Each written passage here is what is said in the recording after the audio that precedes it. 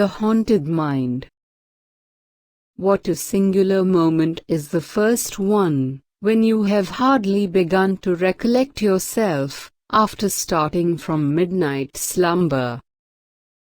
By unclosing your eyes so suddenly you seem to have surprised the personages of your dream in full convocation round your bed, and catch one broad glance at them before they can flit into obscurity. Or, to vary the metaphor, you find yourself for a single instant wide awake in that realm of illusions whither sleep has been the passport, and behold its ghostly inhabitants and wondrous scenery with a perception of their strangeness such as you never attain while the dream is undisturbed. The distant sound of a church clock is borne faintly on the wind. You question with yourself, half seriously, whether it has stolen to your waking ear from some great hour that stood within the precincts of your dream. While yet in suspense another clock flings its heavy clang over the slumbering town with so forlorn distinct a sound, and such a long murmur in the neighboring air, that you are certain it must proceed from the steeple at the nearest corner. You count the strokes, 1, 2, and there they cease with a booming sound like the gathering of a third stroke within the bell. If you could choose an hour of wakefulness out of the whole night, it would be this. Since your sober bedtime, at 11, you have had rest enough to take off the pressure of yesterday's fatigue, while before you, till the sun comes from far Cathay to brighten your window, there is almost the space of a summer night, 1 hour to be spent in thought with the mind's eye half shut, and 2 in pleasant dreams, and 2 in that strangest of enjoyments, the forgetfulness alike of joy and woe. The moment of rising belongs to another period of time, and appears so distant that the plunge out of a warm bed into the frosty air cannot yet be anticipated with dismay. Yesterday has already vanished among the shadows of the past, tomorrow has not yet emerged from the future. You have found an intermediate space where the business of life does not intrude, where the passing moment lingers and becomes truly the present, a spot where Father Time, when he thinks nobody is watching him, sits down by the wayside to take breath. Oh, that he would fall asleep and let mortals live on without growing older. Hitherto you have lain perfectly still, because the slightest motion would dissipate the fragments of your slumber. Now, being irrevocably awake, you peep through the half-drawn window curtain, and observe that the glass is ornamented with fanciful devices in frostwork, and that each pane presents something like a frozen dream. There will be time enough to trace out the analogy while waiting the summons to breakfast. Seen through the clear portion of the glass where the silvery mountain peaks of the frost scenery do not ascend, the most conspicuous object is the steeple, the white spire of which directs you to the wintry luster of the firmament. You may almost distinguish the figures on the clock that has just tolled the hour.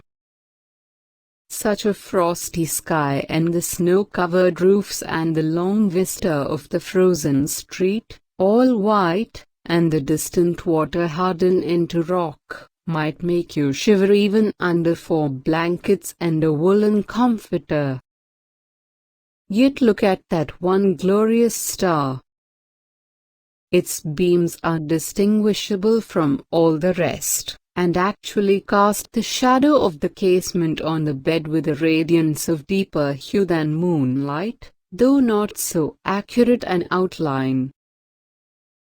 You sink down and muffle your head in the clothes, shivering all the while, but less from bodily chill than the bare idea of a polar atmosphere. It is too cold even for the thoughts to venture abroad. You speculate on the luxury of wearing out a whole existence in bed like an oyster in its shell, content with the sluggish ecstasy of inaction, and drowsily conscious of nothing but delicious warmth such as you now feel again. Ah! That idea has brought a hideous one in its train. You think how the dead are lying in their cold shrouds and narrow coffins through the drear winter of the grave, and cannot persuade your fancy that they neither shrink nor shiver when the snow is drifting over their little hillocks and the bitter blast howls against the door of the tomb. That gloomy thought will collect a gloomy multitude and throw its complexion over your wakeful hour. In the depths of every heart there is a tomb and a dungeon, though the lights, the music and revelry above may cause us to forget their existence and the buried ones or prisoners whom they hide. But sometimes, and oftenest at midnight, those dark receptacles are flung wide open. In an hour like this, when the mind has a passive sensibility, but no active strength, when the imagination is a mirror imparting vividness to all ideas without the power of selecting or controlling them, then pray that your griefs may slumber and the brotherhood of remorse not break their chain. It is too late. A funeral train comes gliding by your bed in which passion and feeling assume bodily shape and things of the mind become dim spectres to the eye.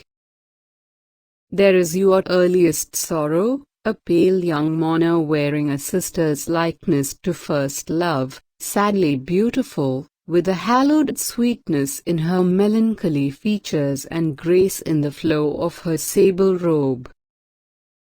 Next appears a shade of ruined loveliness with dust among her golden hair and her bright garments all faded and defaced, stealing from your glance with drooping head, as fearful of reproach. She was your fondest hope, but a delusive one, so call her disappointment now.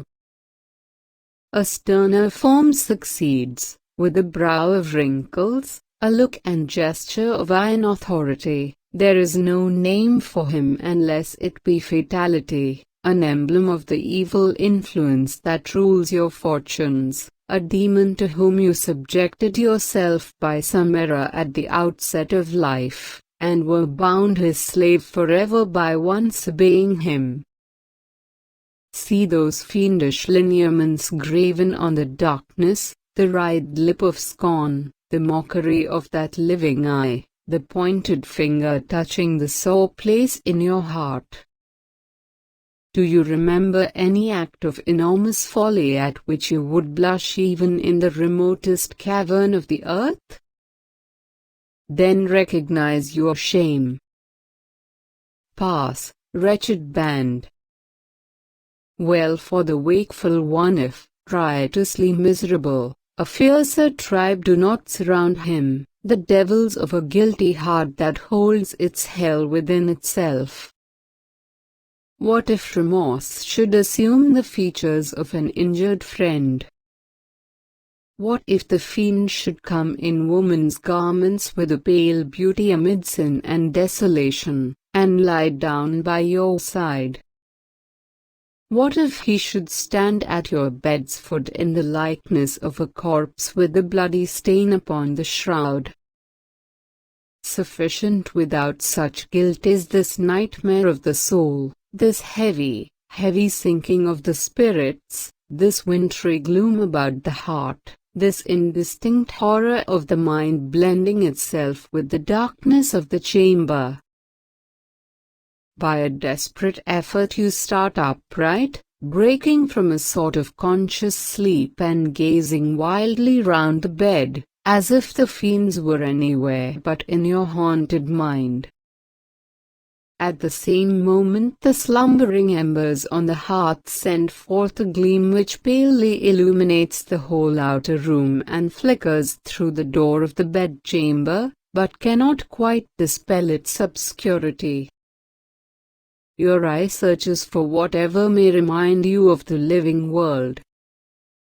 With eager minuteness you take note of the table near the fireplace, the book with an ivory knife between its leaves, the unfolded letter, the hat and the fallen glove. Soon the flame vanishes, and with it the whole scene is gone, though its image remains an instant in your mind's eye when darkness has swallowed the reality. Throughout the chamber there is the same obscurity as before, but not the same gloom within your breast.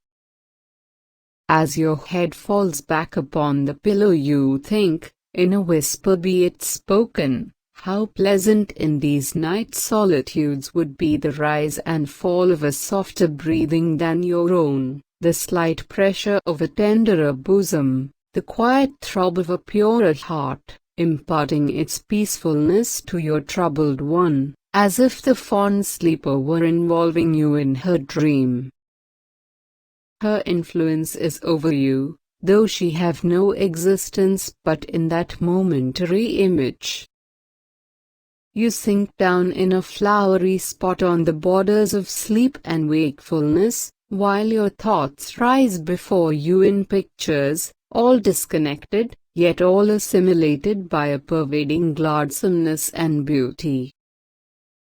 The wheeling of gorgeous squadrons that glitter in the sun is succeeded by the merriment of children round the door of a schoolhouse beneath the glimmering shadow of old trees at the corner of a rustic lane.